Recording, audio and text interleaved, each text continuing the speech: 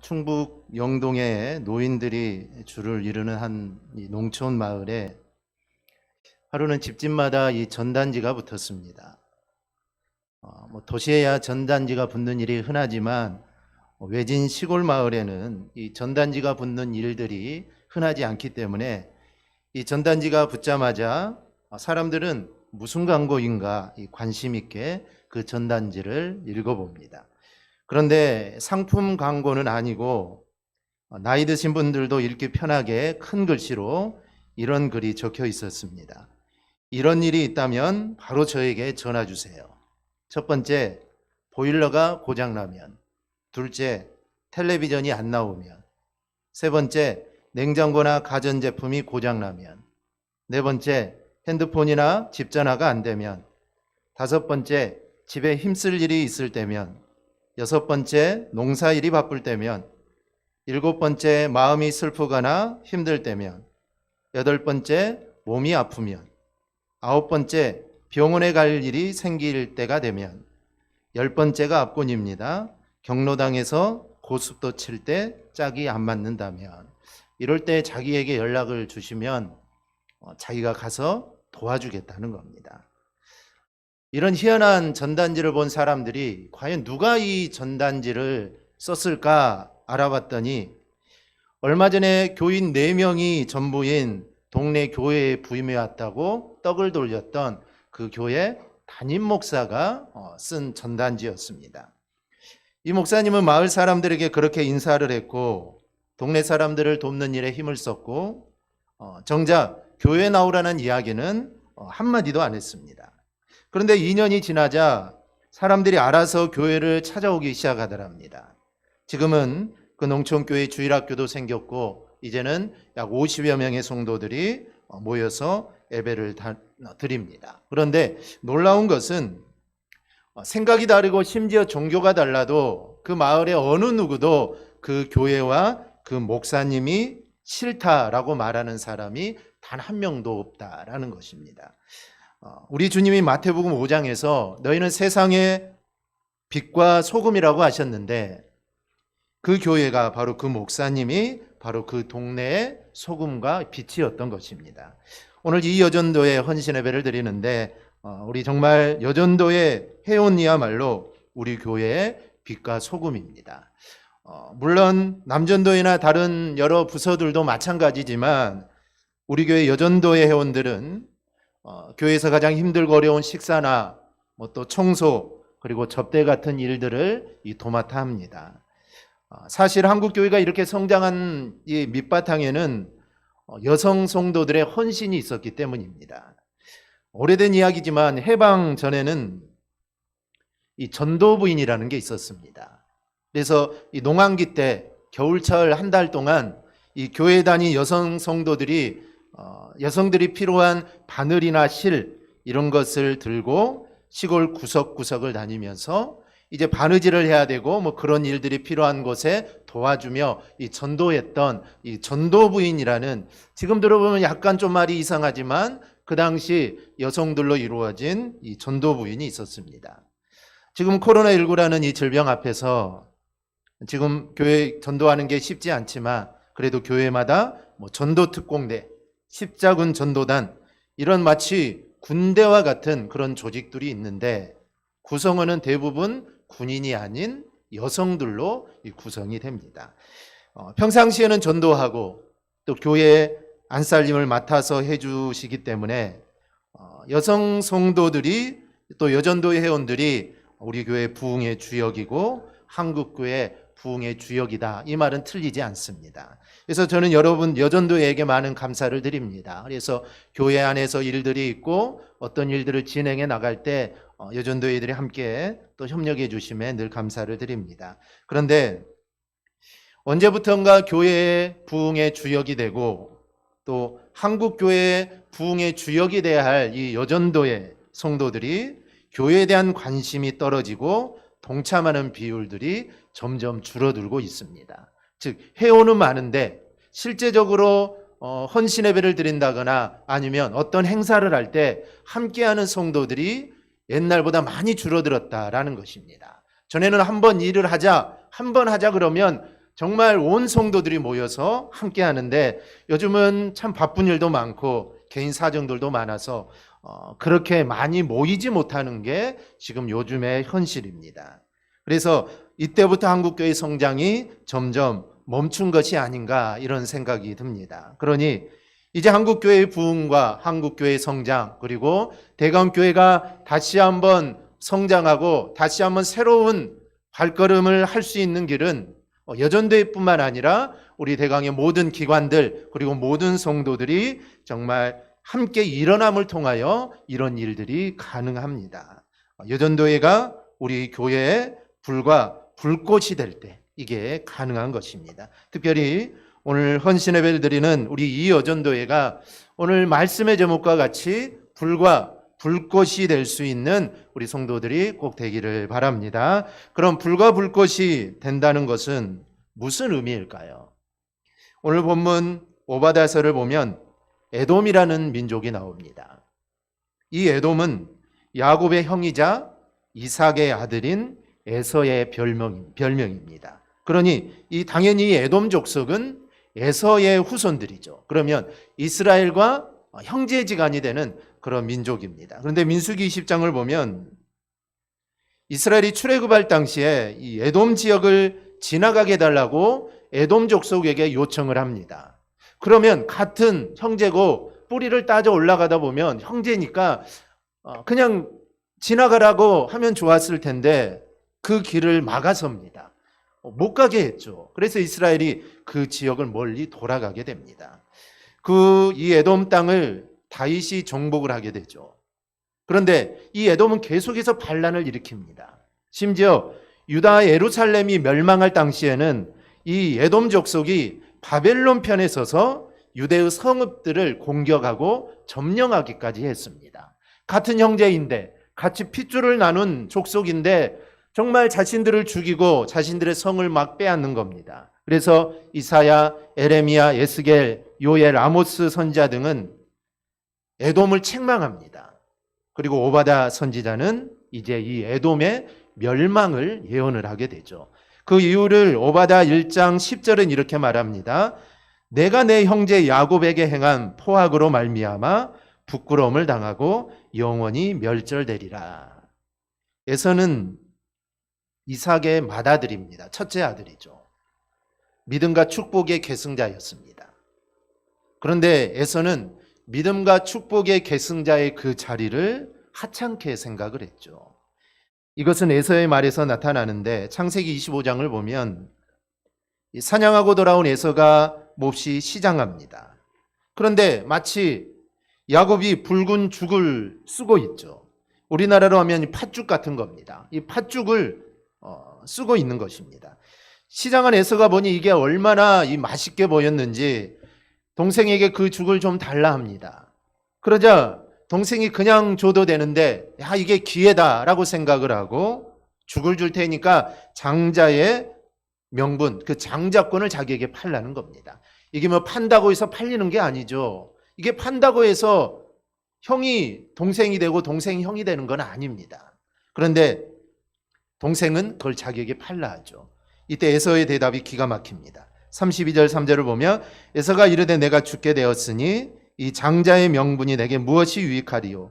야곱이 이르되 오늘 내게 맹세하라. 에서가 맹세하고 장자의 명분을 야곱에게 판지라. 에서는 내가 죽게 되었으니 이 장자의 명분이 내게 무엇이 유익하리요? 라는 겁니다. 맞는 말이죠. 죽으면 장자가 무슨 필요가 있겠습니까? 근데 죽을 일도 아닌데 이렇게 말을 하면서 팥죽 한 그릇에 장자권을 팔아버립니다. 에서는 장자의 명분을 하찮게 여긴 겁니다. 이것은 자신과 자신의 후손이 아브라함과 이삭의 뒤를 이어서 세상에 불과 불꽃이 될 수 있는 기회를 날려버린 것입니다. 그렇지 않았다면 아브라함, 이삭, 에서라고 기록될 수도 있었을 것인데 그는 그것을 아주 하찮게 여겼던 것이죠. 창세기 12장 1, 3절을 보면 하나님께서 아브라함에게 이렇게 말합니다. 우리 함께 읽어볼까요? 우리 함께 봅니다.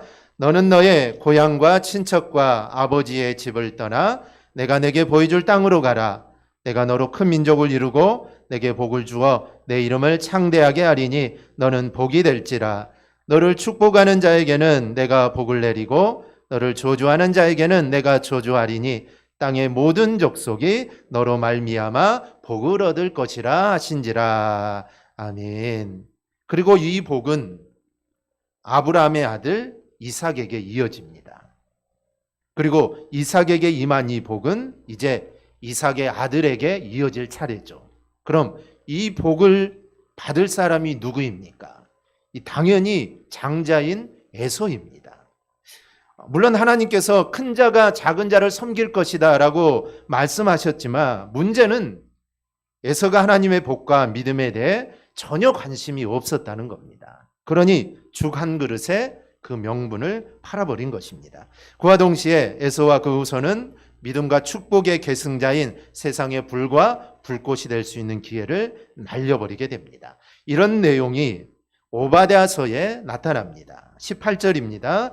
야곱 족속은 불이 될 것이며 요셉 족속은 불꽃이 될 것이요 에서 족속은 지푸라기가 될 것이라. 그들이 위에 붙어서 그들을 불사를 것인즉 에서 족속에 남은 자가 없으리니 여호와께서 말씀하셨습니다. 하나님께서 에돔의 멸망을 말합니다.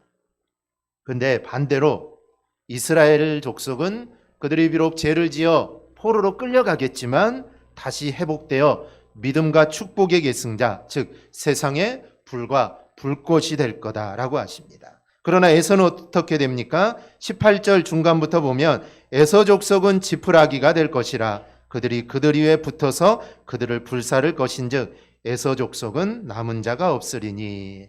에서는 지푸라기가 된다고 합니다. 여기서 지푸라기는 마른 지푸라기 그리고 이 건불을 의미합니다. 즉 불을 한번 붙이면 순식간에 사라져버리는 그런 건불을 의미하는 게 바로 이 지푸라기입니다. 이거는 바람에 쉽게 날려가고 불에 쉽게 타버립니다. 불타면 나무야 불이 타면 재라도 남아있지만 이 건불은 불이 타면 바람에 날려서 흔적조차 없이 사라져버립니다. 바로 에서가 이렇게 된다라는 것입니다.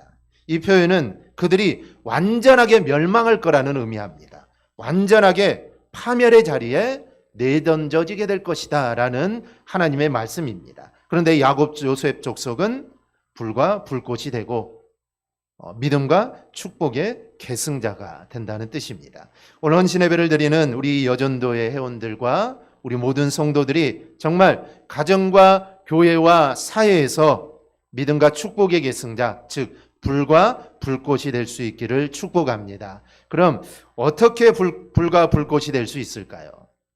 오바댜 선지자는 15절에서 에돔과 여러 나라가 회개하지 않아서 망한다고 합니다. 에돔이 망한 이유는 회개하지 않았기 때문입니다. 그러나 반대로 이스라엘이 불과 불꽃이 된 이유는 17절의 말씀대로 시온산으로 그들이 피했기 때문입니다. 이 시온산은 예루살렘을 말을 합니다. 이 본래 예루살렘은 기드론과 그리고 두로 두 골짜기에 솟아있는 봉우리입니다. 성경을 보면 처음에는 동쪽 등성이를 시온성이라 불렀고 후에 예루살렘이라 부르고 나중에 시온성이라 부르게 됩니다. 이곳은 원래 이스라엘 땅이 아니었습니다. 이 땅은 원래 가나안 땅이었는데 다윗이 이곳을 쳐서 점령하고 수도로 삼고 그리고 이제 정치적인 중심지로 만들게 됩니다. 그리고 법궤를 이곳으로 옮겨오게 되고 후에 다윗이 산등성에 있는 여부스 사람 아리우나의 타작마당을 사서 제단을 쌓고 열왕기상 8장을 보면 후에 솔로몬이 그곳에 성전을 세우게 됩니다. 그리고 이는 이 구속사적 맥락에서 보면은 예수 그리스도 그리고 그리스도의 몸을 구성하는 신약 시대의 교회를 상징하게 됩니다. 본문은 바로 그 안에 거하는 자만이 구원을 얻을 수 있다라는 것을 말씀합니다. 그래서 시온성, 예루살렘성, 그리고 예수 그리스도 이 안에 있는 자만이 구원을 받을 수 있다라는 것이죠. 따라서 시온산에 피했다는 말은 하나님께 피했다는 말입니다. 어떤 장소적인 의미가 아니라 그들이 시온산으로 피했다는 것은 하나님께 피했다는 것인데, 바로 그런 사람들을 18절에서 불과 불꽃이다 라고 말을 합니다. 우리가 불과 불꽃이 되려면 하나님께 피해야 합니다. 즉 우리는 하나님 앞으로 우리는 나아가야 합니다. 이렇듯 하나님은 우리가 늘 하나님 앞으로 오기를 원하십니다. 그런데 우리는 하나님 앞으로 가기보다는 우리는 나 좋은 대로 가기를 원합니다. 내가 하고 싶은 대로, 내가 가고 싶은 길로 가기를 원하죠. 어떤 사람은 죄를 짓고 숲으로 들어가 마치 하나님을 피한 아담과 하와처럼 하나님을 피합니다. 하나님은 피한다고 피할 수 있는 분이 아니죠. 하나님이 어떤 형태가 있다면 피할 수 있겠지만 하나님은 우리가 피할 수 있는 분이 아닙니다. 그런데 하나님을 피하는 사람이 어떻게 하나님께 나갈 수 있겠습니까? 그럼에도 하나님은 우리를 당신께 나아오라 라고 말씀을 합니다. 이사야 55장 3절을 보면 너희는 귀를 기울이고 내게로 나와 들으라. 그리하면 너희의 영혼이 살리라 라고 합니다. 하나님은 우리를 오라고 합니다. 우리를 오라고 하시고 그리고 와서 들으라고 하십니다. 그러면 너희의 영혼이 산다고 합니다. 영혼이 산다는 것은 우리가 새 생명을 누리며 풍성한 은혜 가운데 우리가 구원을 받는다라는 말씀입니다. 그러기에 이제 우리가 할 일은 날마다 하나님 앞으로 나가는 것입니다. 많은 사람들이 코로나19로 인해 하나님께 가는 것이 어렵다고 합니다. 물론 그럴 수도 있습니다. 누가복음 15장을 보면 집을 떠나 허랑방탕한 채 망한 둘째 아들이 이야기가 나오는데, 이 둘째 아들의 마지막 선택이 무엇입니까? 아버지의 모든 재산을 다 가지고 다른 나라로 가서 먹고 마시고 즐기고 다 써버립니다. 이제 완전 거지가 되었습니다. 그런데 그 아들이 마지막 선택한 것은 아버지께로 가는 것입니다. 17절에서 20절에 보면 둘째 아들의 절망적인 상황을 이렇게 말합니다. 이에 스스로 돌이켜 이르되 내 아버지에게는 양식이 풍족한 품꾼이 얼마나 많은가. 나는 여기서 줄여 죽는구나. 내가 이런 아버지께 가서 이르기를 아버지 내가 하늘과 아버지께 죄를 지었사오니 지금부터는 아버지 아들이라 일컬음을 감당하지 못하겠나이다. 나를 품꾼의 하나로 보소서 하리라 하고 이에 일어나서 아버지께로 돌아가니라. 우리식으로 말하면 굶어 죽으나 아버지께 맞아 죽으나 마찬가지니까 굶어 죽느니 그냥 아버지께 가서 내가 맞아 죽어야겠다. 이런 심정으로 이 둘째 아들이 아버지께 갑니다. 그런데 그 아버지는 그 허랑방탕한 둘째 아들을 기다리고 있었습니다. 몽둥이를 들고 오기만 해봐라 그렇게 기다리는 것이 아니라 우리 아들이 언제 올까 정말 눈이 빠지게 아들이 집을 떠나는 그날부터 동네 밖에 나와서 아들이 오는 그때만을 계속 기다리고 있었던 것이죠. 사람이 오기만 하면 우리 아들이 아닐까 달려가 보기도 하고 이 아버지는 그 아들을 기다리고 있었습니다. 그리고 아들이 돌아오니 두 팔을 벌려서 맞아주시죠. 그리고 잔치를 베풀고 다시 그의 아들로 인정을 해줍니다. 때로 우리가 신앙생활하다가 또 교회 생활하다가 또 우리가 봉사생활하다가 우리가 실수하기도 합니다. 시험이 들기도 하죠. 또 어려움을 당하기도 합니다. 그럴 때 우리가 기억해야 할 것은 그럼에도 우리는 교회의 자리를 떠나지 말고 봉사의 자리를 떠나지 말라는 것입니다. 오히려 더 교회의 자리로 더 봉사의 자리로 너희는 나오라는 것입니다. 둘째 아들처럼 내가 결단하고 나오기만 하면 됩니다. 그렇게 할 때 나는 불과 불꽃이 됩니다. 오늘 헌신을 결심하는 우리 여러분에게 권면합니다. 하나님께 가까이 오고 그리고 교회에 가까이 오고 그리고 봉사의 자리로 가까이 나오십시오. 내가 죄를 지었고 설령 내가 시험에 들었다고 해도 떠나지 말고 더 가까이 나와야 합니다. 시험에 들면 교회와 멀어지고 신앙과 멀어지는데 아닙니다. 내가 시험이 들면 들수록 더 하나님께 가까이 가야 합니다. 더 봉사의 자리로 가야 하고 더 교회의 자리로 나와야 합니다. 그럴 때 그 사람이 불과 불꽃이 바로 되는 것입니다. 그렇다면 불과 불꽃이 된 사람에게 어떤 은혜가 임할까요? 본문 17절을 보면 기업을 얻는다라고 하십니다. 그리고 19절 이유를 보면 네겝과 예서의 산과 평지와 블레셋을 얻을 것이고 또 에브라임의 들과 사마리아의 들을 얻을 것이고 베냐민은 길리앗을 얻을 것이며 가나안 사람에게 속한 땅 사르밧까지 얻을 것이다 라고 합니다. 결국 이 지역들은 이스라엘과 그 주변의 땅들을 말합니다. 원래 이 땅은 가나안을 정복할 때 하나님이 이스라엘에게 주신 땅입니다. 그런데 이스라엘이 국력이 약해지면서 즉 처음 가나안에 들어왔을 때는 이 가나안 정복 전쟁 때는 그 땅을 다 차지했습니다. 그때는 전쟁을 하기만 하면 승리하니 쉽게 그 땅을 차지하죠. 그런데 그 후에 그들이 하나님을 버리고 우상을 섬기자 이스라엘의 국력이 약해지면서 하나둘씩 이방 나라들의 차지가 되었습니다. 그런데 하나님은 불과 불꽃이 된 사람들에게 다시 그 지역을 회복시켜 주겠다는 것입니다. 그리고 21절을 보니 구원받은 자들이 시온산에 올라와서 에서의 산을 심판하리니 나라가 여호와께 속하리라. 에서의 산을 심판한다는 것은 에서의 후손들이 살고 있는 그 땅까지도 다스리게 된다라는 그런 뜻입니다. 이렇듯 하나님은 당신을 위해 애쓰고 수고한 사람의 수고를 하나님은 절대로 잊지 않습니다. 마태복음 10장 42절을 또 누구든지 제자의 이름으로 이 작은 자 중 하나에게 냉수 한 그릇이라도 주는 자는 내가 진실로 너희에게 이르노니 그 사람이 결탄코 상을 잃지 아니하리라. 냉수 한 그릇 주는 것 어찌 보면 작은 일입니다. 밥을 차려주는 것도 아니고 없는 것을 만들어서 주는 것도 아닙니다. 그냥 있는 것 냉수 한 그릇 그냥 대접하는 것입니다. 그런데 하나님은 바로 이 수고를 절대로 내가 잊지 않겠다라고 말씀을 합니다. 물론 주님을 위해 일하는 사람 가운데 주님이 주시는 상급을 목적으로 일하는 사람은 없습니다. 먼저는 감사한 마음이고 사명감으로 우리가 합니다. 교회 봉사도 마찬가지입니다. 우리 이 여전도의 성도들이 또 교회를 위해 여러 가지로 예를 씁니다. 그런데 봉사의 일을 하면서 무언가를 바라고 봉사하는 분들은 없습니다.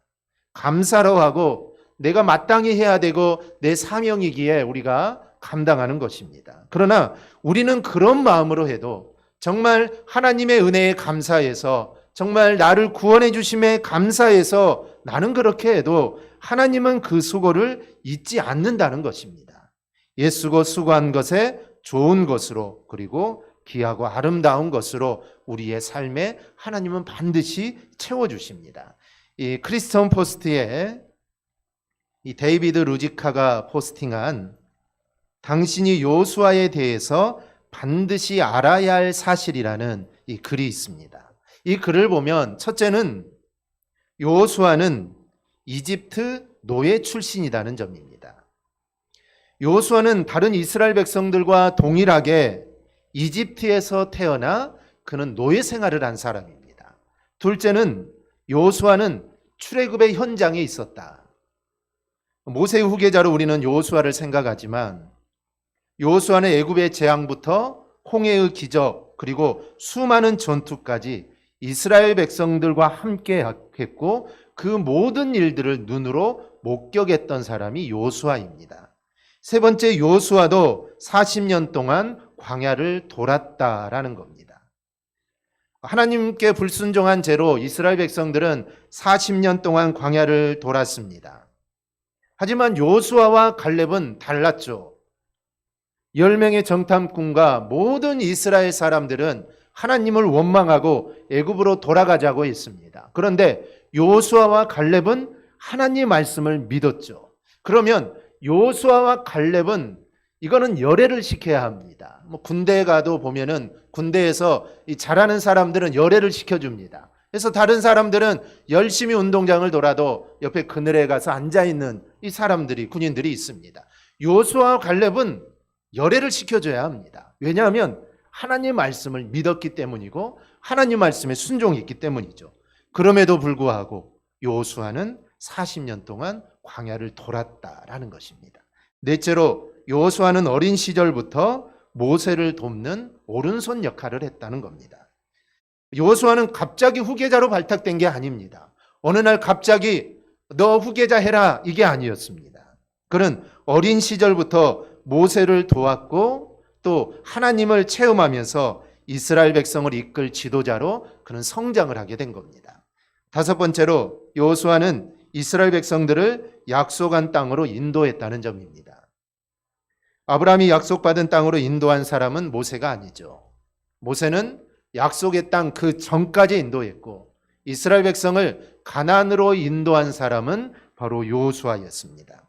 여호수아는 노예 생활을 하면서도 또 광야에서도 그리고 여리고 성에서도 누구를 믿고 따라야 하는지 이 사실을 절대로 잊지 않았던 것이 여호수아였다는 것입니다.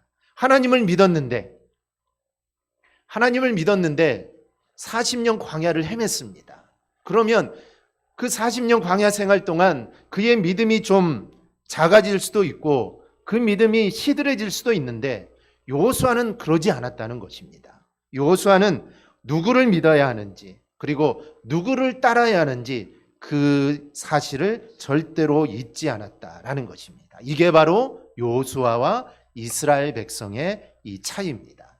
저는 오늘 모든 우리 성도들과 특별히 우리 이 여전도 회원들이 이런 여호수아의 이 마인드를 우리가 갖기를 원합니다. 우리가 힘들고 어려워도 여호수아도 얼마나 힘들었겠습니까? 이스라엘 백성들이야 자신들의 죄로 자신들의 불순종으로 가나안 40년을 헤매었지만 여호수아는 순종했고 하나님 말씀을 믿었는데도 그는 광야 40년을 이스라엘 백성들과 똑같이 헤맸습니다.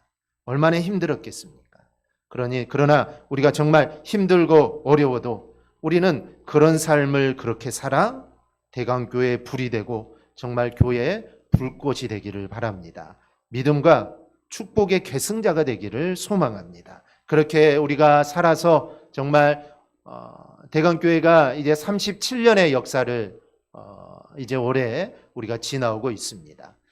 교회의 연수가 차곡차곡 쌓이고 40년, 50년, 그리고 100년 아니면 200년 이렇게 교회의 역사가 쌓여가면서 정말 우리 성도들의 이름이 대강교회 역사에 불이 되고 정말 불꽃이 되기를 바랍니다. 그래서 정말 교회 주보를 들춰볼 때, 교회 역사를 살펴볼 때, 우리 교회가 어려울 때, 우리 교회 가운데 정말 불이 되었던 성도가 있었고, 정말 불꽃이 되었던 성도가 있었구나. 이렇게 대강교회의 길이길이 역사에 남는 우리 이 여전도의 회원들 그리고 우리 모든 성도들이 되기를 주님의 이름으로 축원합니다. 아멘. 기도하겠습니다.